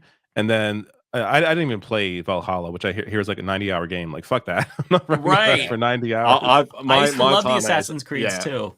But for me, it's not about the game. It's about the world. And like playing the Ancient Egypt one, and you just like hear someone playing some instrument down the street, and you walk down, and you see the NPC doing that, or you see like some funeral procession. And with Valhalla as well, it's just like it sticks in my mind so well, like much, and that's why music's so important to me in video games. Like Dragon's Dogma has some good music, not too much of it, but I think sometimes, like I think about the criticism of certain games, and I'm like, are you trying to appreciate this, or is it just like something throwaway? But that's the thing with the game criticism, I guess, is like I don't care that people do podcasts, but it's kind of like if you're gonna do that and then start saying games are trash because you're not paying attention enough. Yeah, no, I know people who skip cutscenes. And I want to kill them. I'm just like, I couldn't. Skipping cutscenes in God of War Ragnarok. Like, are you insane? I have a cousin I remember doing that and like thinking like, what the fuck are you doing? Like, why are you skipping? It's psychotic behavior. I have that on another level of like, come on, pay attention more. But I get it. It's a hang up I have specifically. It's not like anyone's bad for doing this. But then it's just for me sometimes it's like it's harder to appreciate what a game's going for. Like that's why I defend Assassin's Creed, because I'm like, it's actually going for something. Like it's not just trash because like the content itself of the gameplay isn't amazing. Because like I was thinking about this when I played Valhalla, I was like, oh, it feels like post-apocalyptic Rome, the vision. And then they were saying that recently as well, like this is what we wanted to do. And I'm like, who would actually say that if they're not engaged with the world enough? Like you're just going to say, oh, it's like medieval England, Viking England. But I'm just like, I guess you could blame like the company as well of like, you know, diluting the experience of all this throwaway trash, which would turn off someone like David. Like it's like 100 hours. You're not going to play it, are you? Like it feels like they're trying to pad out the time. Yeah. And just give me a tight like, experience. Yeah, like it's insulting almost. It's like, listen, I have a limited amount of time, limited games I have the ability to play. Don't put all this bullshit in that's just like throwaway to try to keep me playing longer. Like nice and, like concise, like that's the best, so I could play more games that I like. Yeah, and I do get that. It's just overwhelming. The one defense I will say, I saw a comment on Shadows recently. They're like, it's the one chance we have, so we're putting it all in. And I think that's what their logic is recently, is like, we're never doing this again. Like we're never going back to ancient Egypt. Just throw it all in, like chariot races, gladiator arenas, like chuck it all in, because we'll never get this chance, which I think is a good and bad thing, because I appreciate the scope, but like you say, like you can't fit everything in. And would it be better if it's like we were saying with Assassin's Creed 2, that's the formula for all of them? You might like Mirage because that's only like 20 hours. It is like Assassin's Creed 2. But yeah, like I was just thinking that recently, because just like I separate them so hard of like single player, headphones on, multiplayer, or like sports games, podcast on. But like I'm also like, because David, you have a, you're a father and stuff. Like I appreciate hard. Like also, here's one question I got for you actually, because I was actually talking about this with someone. How much Switch do you play? Like compared to PS5? I probably play PS5 4 times more than I play Switch, but I was playing. It really depends on what's out. Like I've been playing Paper Mario: A Thousand Year Door, the remaster, which is really good. But I'm also I'm gonna sound like a crazy person because I'm playing too many RPGs. I'm also playing Like a Dragon: Infinite Wealth, which is another fantastic RPG. Was and that the one you and Hassan were talking about? Yeah, that's right. Yeah, okay. Which I think he likes it now, but he wasn't into the turn-based initially. He was telling me to play it.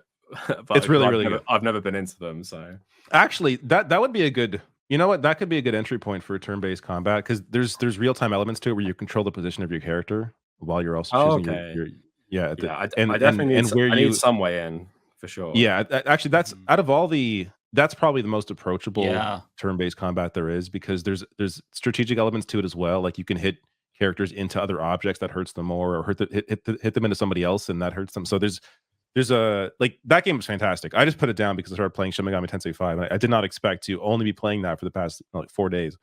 But so yeah, I'm playing like 3 RPGs at once. But Switch, like it really depends on what's out. Like I played a ton of it last year when Zelda came out, and Yeah. then I stopped playing it, and just it really depends completely on what's coming out. Because I was thinking more in terms of like having like more responsibilities and not enough like time where it's just like I got uninterrupted time to do nothing as much, like having a child and stuff. But Switch, the ease of access, obviously the portability, but you just turn it on and start playing. I was just wondering if like that factored in of like it's just so much easier to sit for 30 minutes and play the Switch, turn it off, play 30 minutes again later or something. I very rarely play games when I'm with my son anyways, so it's not something I'm like I don't know. I just feel like if I'm gonna pull something out, he you know, I first of all I should be like there paying attention to him, like you know what I mean.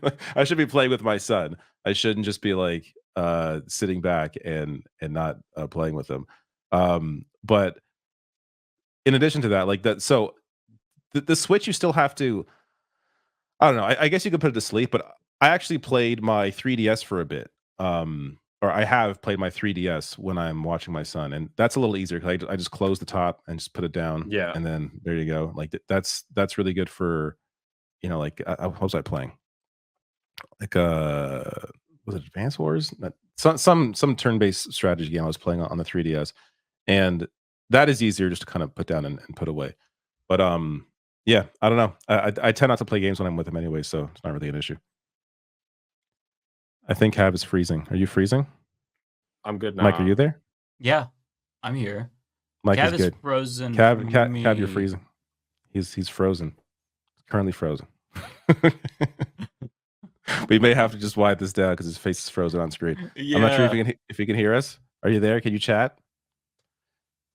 I can't hear him. No. All right. We may have to go. Well, this was a fun conversation. Yeah, there. I had a blast. There he is. Back kind of. No, he's still frozen. Yeah. And we should, let's do this on a more regular basis. It feels like we have a lot we could talk about. Yeah. Yeah, that was really fun. There's so many games I'm playing. I have stories to tell. I got a 2DS that I was gonna get for Oh shit. I was gonna get for my son, and then there are games on here that I want to play, and I started playing myself. So there's just a lot that I could be That's talking. funny. But, there he is. Yeah. You back? Oh. Can you hear me now? There we go. You definitely froze. My back. We were closing because we weren't sure if we were going to get you back. Yeah, we were saying goodbye. Oh, okay. Yeah, we can wrap it up anyway. We've been talking for a while. Oh yeah, 2DS. I really want one, by the way. It's really sweite. I got it off eBay. Factor. That's the thing. So I have a 3DS already, which I love. I love my 3DS. But I was surprised at how comfortable the 2DS is to hold, and having just both screens right there on the one piece of plastic as opposed to having to flip it up. Like there's really it's the form factor is perfect, and I barely use the 3D anyways on the 3DS. That doesn't make sense to necessarily play the 3DS. So I got this thing on mine. Oh, you got it. See, I want small. Smart. I want small form factor. No, I do actually. I was looking at one because my thumbstick broke on this, and I had to glue it like a new thing on. But 2DS does look cool, and also you got all the DS games as well. And just speaking of Wind Waker, if anyone hasn't played Phantom Hourglass, definitely play that if you got DS. Yeah, I actually don't think I played that one. I love A Link Between Worlds. Link Between Worlds on the 3DS. Yeah. That may be my favorite Zelda. I mean, I don't know. Breath of the Wild is pretty fucking good, and as its sequel is. But apart from that, like Link Between Worlds is such a good Zelda game. I don't think I've ever played. I would go back. Oh, I would. That's the 3DS exclusive. I grab a 3DS or 2DS just to play that. Oh, it's like a sequel to A Link to the Past, I think. Oh, yeah. I need to play that. Yeah, I don't know why. Really I guess I didn't really get into Zelda until like later on. But yeah, I need to play that. Phantom Hourglass is cool because it's touchscreen controls the whole time. Like the whole thing is controlled with the touchscreen, but it actually works really well. Like think having just the pen. That's what I really like about the DS. Actually, like going back, I think it really holds up well because you use the stylus so much, and there's nothing like it. because touchscreen controls on the phone, it's all just your thumbs. But using a pen with like maybe some shoulder buttons, it just feels so good. Like for Animal Crossing or for Zelda, or even for like Advance Wars, just like moving the things with the pen. Just feel like it's definitely like that's the one thing to end it on, maybe a political note for the political channels. Capitalism and gaming, I just don't like how safe it's, and you're seeing it with the Switch too. It's basically becoming like the iPhones now. It's like it's just an iteration, and now we're just going to have Switch 2, 3, 4, 5 looking the exact same, and PS5, 6, 7, 8. It's just going to be the same thing forever, isn't it? Like it's just never going to change. You're never going to get a DS again. I mean, well, that's true, but I feel like there's going to be less hardware, or there's going to be. I can't imagine they're just going to keep doing what they've been doing for the next 20 years. Like I think there's going to be a big shakeups in some way. Already there's a big move to PC. Like a lot of people apparently are just on the PC and don't even have a console. And console sales generally, like they have not grown generation to generation. Like I think PS5 is on pace with PS4 right now, or just under it.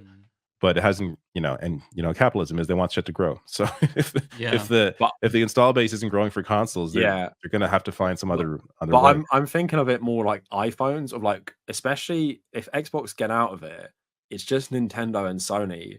What would they even have to do? You just make decent sequels to like your franchise, because that's the thing is Sony's become like a franchise like studio, which it never was as much before, where it's like God of War, Horizon, Last of Us, all these like, and you got like the new IPs by Santa Monica and Naughty Dog coming out as well. So it's just going to be like with the Switch, it's like these massive exclusive games, but that's all what people really care about. Because with VR as well, you're talking about VR chat. I like VR, but it's just never going to catch on. It's just too clunky, and I think it's not going to. That's the future. That's the future. I think VR is the future that we could have had, but I just don't think it'll ever catch on. Like if you told people maybe like 5 years ago, or maybe 8 years ago, with the first VR things, like, well, now everyone will reject VR and will be playing with the exact same like controllers. They probably think you're quite crazy, because they're like, nah, this is the future, like how the iPhone was the future in like 2007. But now it's just like, Switch and then Steam Deck. It's all just going to be this. It's going to be the exact same thing. Everything's going to be the same, and we're just never going to get like a Wii or a DS again, probably, because you can't. Who's going to play that? Right? Really, we're so conditioned. Fortnite on a touchscreen or a Switch. That's the future, I guess. It'll be Steam. There has to be, I think, just a demand for something different. I kind of feel like it's all going towards one path, where PC and most games are on PC. I mean, for me, I have the consoles, but I prefer to play on PC and buy everything on PC if I can, unless there's like a really good like exclusive on PlayStation. Like I had to pick up Spider-Man 2 because I couldn't wait for that one, even though I know they'll put it on PC. But yeah, I think that's kind of the future. We're going in this one direction, and maybe you have Nintendo consoles on the side, but like PlayStation and Xbox, I feel like the more that they put their games on PC, the more I'll probably prefer to play them that way, just because I feel like, they run better, and I just want all my collection in one place. So if I have my big Steam library with all the games that, you can always go back to, I just prefer that. It's more customizable as well, like in terms of mods, graphics. Exactly. And then in theory, you get Steam Deck as well, so you can download it. It's portable. So I do get it. For me, as someone who has a gaming PC sitting right next to me right now, which has never ran a game on it, it's just like too much. It's too much hassle in terms of. I tried to play Halo Infinite on it. Literally, nearly destroy my computer, and I'm like, I don't know what I've done wrong. I put it in low settings, and it's like literally setting it on fire. So I'm just like, okay, maybe no kidding. I won't ever. Yeah, like because I've got a decent one. Like back in 2021, I bought it for like £1,000. Like I don't know what make it is, but I've never used it for gaming. It's just video editing, and that's it. And it's just I'm just too tech illiterate to be going through walkthroughs on YouTube and going into files and messing with them. Like I played Sonic Frontiers on my fucking Switch. Like I don't give a shit about like high-end graphics or anything like that. You play on the Switch? I heard that version was terrible. It ran fine. The open world looked like shit though. But I completed it 3 times on the console. But Witcher 3 on Switch, I'll play anything on Switch. I prefer something running well that I know will be consistent, and that's why I like consoles.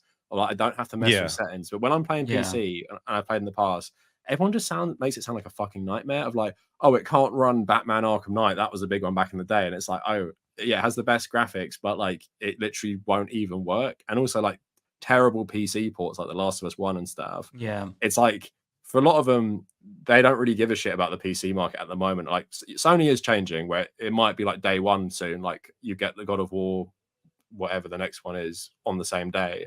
But yeah, for me, it's just too much hassle. Like peace of mind is better as well. And the thought of like my PC breaking because I'm trying to play a game or like bricking my PC, which I know you can do through gaming, just because I'm so stupid. Like I know I would do something like that. So it's just not worth the money, I guess. And I just hate Windows. You might I just have a Windows. pre-build that's not great. Like some of those pre-built PCs that you buy don't have very good graphics cards, or they're outdated when you get them. So that could be it as well. Because like I bought a pre-built, and it basically runs everything. Like I don't get ultra settings; it's just high. But I have like a huge like I don't know what is it, like 51-inch monitor. It's like round and it curves, and so like playing a game on PC is like IMAX. Like it's like, you know, compared to like a PS5, like I can't play Ghost of Tsushima in that massive like curve. So it just feels like you're in a whole new world. So like to me, that's what I kind of think is more alluring about PC, is that typically they run better. At least for me. And just being able to like do different things, the ability to play a game in widescreen. Like playing Liza P in widescreen where you have like your peripheral and you just feel fully immersed. It's just you can't really explain it until you're experiencing it. Like flying around the city as Spider-Man in like ultra wide is like mind blowing. It's so crazy. Like I played it on, you know, PlayStation, but then playing it on ultra wide and PC, I'm like, whoa, this is fucking insane. I'm soy facing the whole time. Just because it's so, you know, it's different. It feels like it's the next step up, to me at least. I am jealous of that because I've seen some Cyberpunk mod videos and it looks like real life, and I'm just how can you play a game that looks that good? So I'm jealous in that way, but I don't know. As I've gotten older, like I used to care so much about graphics, but now these days I'm just like, if it runs fine. Like, I have an Xbox Series. What's the lower one? Series S, is it? S. S. Yeah. So I don't care. Like I'll play like all the exclusives on that, even if they like look worse. Like Starfield looked like shit, to be honest. Like I couldn't believe that was like their big title. But like, yeah, well, maybe one day, because obviously the portability is nice of a game in PC to bring that around, because I'm gonna go live abroad again, and I'm just like, I'm really hoping the Switch 2 comes out soon. So I'm like, I need to take something with me, because I only took my Switch, and for 7 months that's all I had, which I know sounds really stupid. Like for 7 months you just had a Switch, like, and you're complaining. I'm like, but for me it was such a big thing. It's like I only have a Switch for 7 months, and now I'm thinking about like even longer. I'm like, no, I need something that can play like Cyberpunk or like Death Stranding or something. I need something like that. So a PC would be a good option. I guess I'd just be too scared of it getting nicked and stuff. But my brother's traveling right now, and he got a gaming laptop for he's gone for like a year, like abroad, and it's great for him. Like you find a good gaming laptop, and now or even like a Steam Deck, you could play most things on a Steam Deck. I'm holding out because Phil Spencer alluded to an Xbox portable, and then they're saying Switch 2 early 2025. So I'm like, Switch 2 launches, and it's like 4K docked, 60 frames, Tears of the Kingdom. I'm happy enough with that. But if it comes out and it's like really bad, and I'm just thinking like all the PS5 games that come out, and I just will never be able to play them. So I might have to consider it, but then it's just like dropping, like you have to drop so much money, don't you, for a PC? Like Mike, how much do you spend like loads of money like upgrading it and stuff? I haven't upgraded it. My PC was, I think, I bought a main gear pre-build, and it was like 2,200 in 2021, I think. Yeah, so better than my one. Yeah, I can't remember. Like but I also have a gaming laptop, and I was like streaming on Twitch while playing like Sekiro, and it was running pretty good. I think it was like 30 FPS.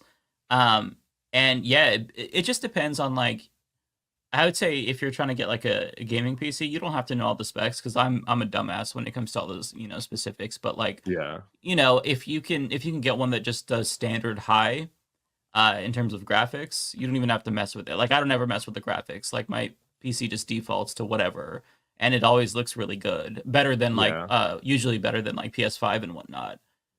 So it just depends. Like I think that is a problem with PC is it's less accessible than a console because you never have to worry about is this going to run or is Yeah. the console version going to be shittier unless you're talking about like the Mhm. Switch version and it's like some port. But yeah, accessibility is a big thing, and once PCs get to that point, then I think it's going to be a huge like watershed moment. It's all going to switch. I think Yeah. you're kind of starting to see the paradigm shift because of Steam Decks. Like that's so accessible. Like you get a Steam Deck and you just look at the game and it says Steam Deck compatible, then you're good. You know, you can't Oh, Yeah. you a lot can't of run devs it now are designing for compatibility for the Steam Deck. So as long as right. that baseline is there, because they know the a lot of people have a Steam Deck, so Yeah. it's an important target to hit to get sales. Yeah. Yeah, and it So feels like a console. I use an Xbox controller to play Elden Ring on PC. Some games I'll play, mouse and keyboard. Depending on like if I'm shooting, then you get a better aim with like the mouse. But yeah. yeah, it just feels like a console. And I think the more and more that they are becoming console-esque and more accessible, I think a lot of people will prefer to play that way. It's also future proof as well, isn't it? Like you're talking about your library, unless like the Saudi investment Right. fund like buys up Steam and like bankrupts it or something, like your Yeah. games are pretty much good, aren't they? So like, yeah, Yeah.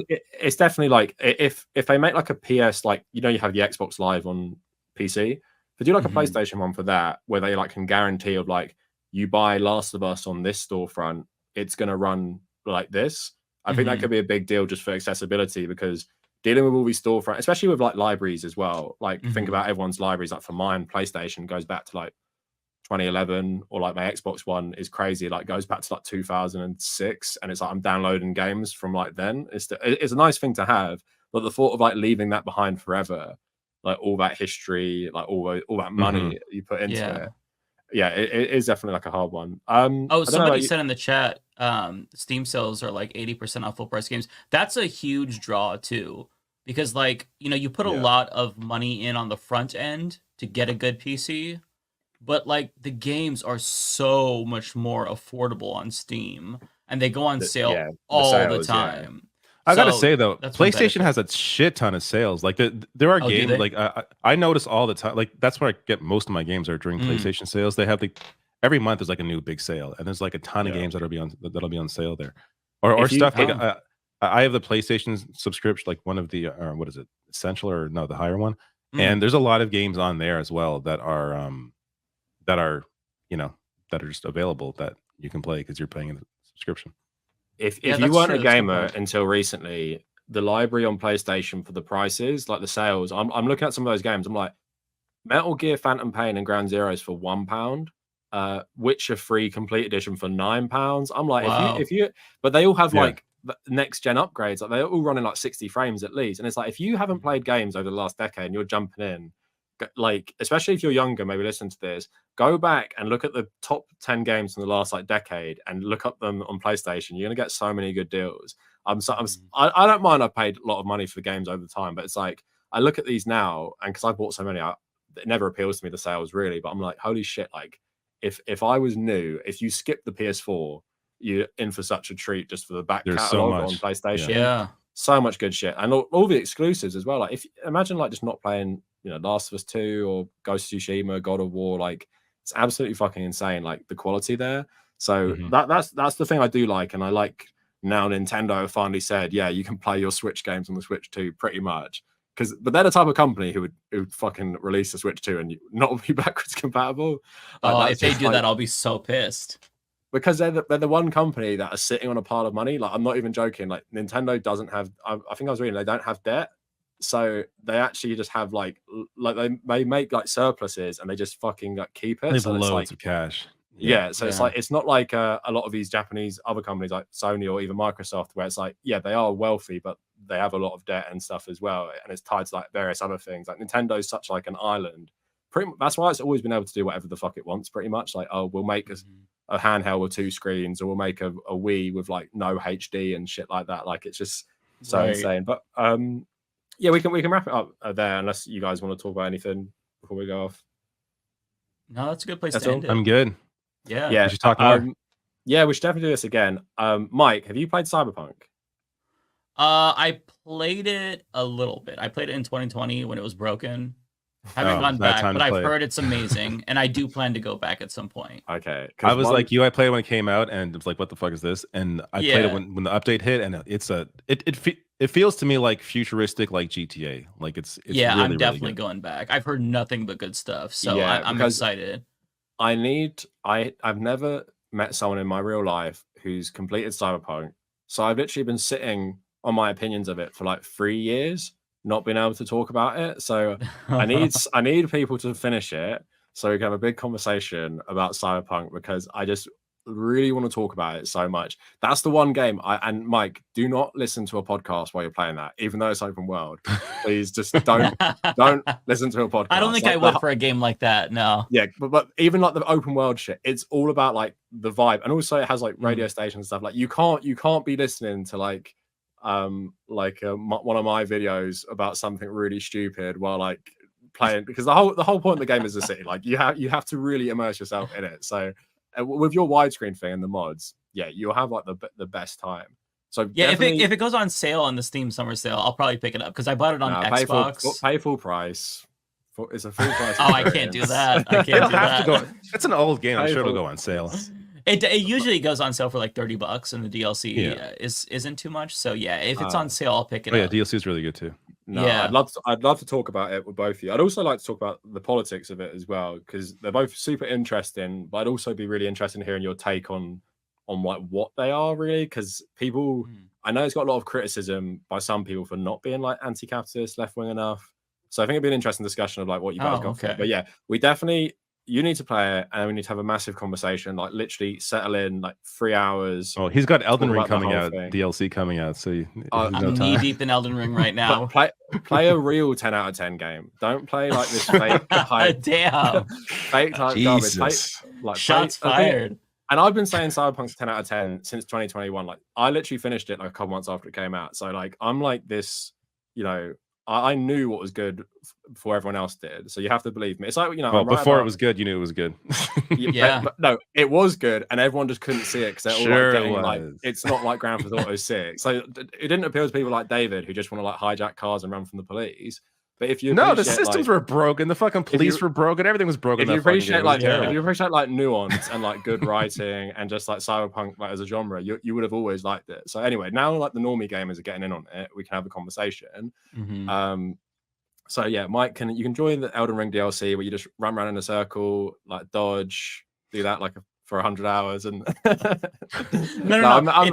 It's grinding for 100 hours, playing the actual game for like 1 hour. That's that's the experience.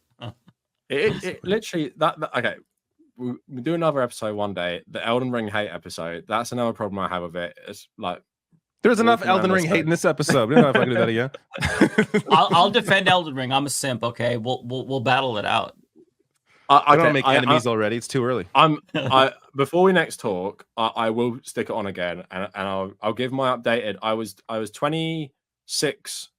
Just 26 when I first played it. I'm 28 and a half, much wiser, and I'll go back and I'll have a little go, and I'll tell you my updated opinions. Maybe I like it because I've gotten better at like that type of game, but just do research. Don't play it like going in blind, because there's a lot of resources online, a huge community that makes it bearable, where it's like, okay, if you want to do magic, here's the best spells you can get. Here's the best weapons for that. That makes it so much more bearable because it's such a massive game.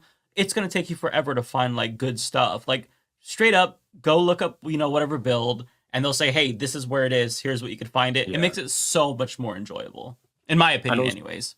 I will give it another go. Also, it's one of the few games inspired by Irish mythology, apparently, because all the names like very Gaelic. I read it because that's the thing. It's so fucking incomprehensible. I didn't even know that until I started reading about it. Oh, like it's inspired by this Gaelic myth. I'm like, how the fuck was I meant to know? Like the only character I remember is like the loathsome dung eater or something. It's like because the dung eater, he screams it in the intro, so it's like stuck in my head forever. The loathsome dung eater. Like fucking hell, like literally the only thing I remember. I will play Neo 2 in the chat. I just played Neo 1 and loved it, but yeah. All right, sorry. And Rise of the Ronin is the same developers. Both. That's why I started playing Neo, because it's like, okay, I got to work through their games, like Neo 1, Neo 2, Wolong, and then Rise of the Ronin.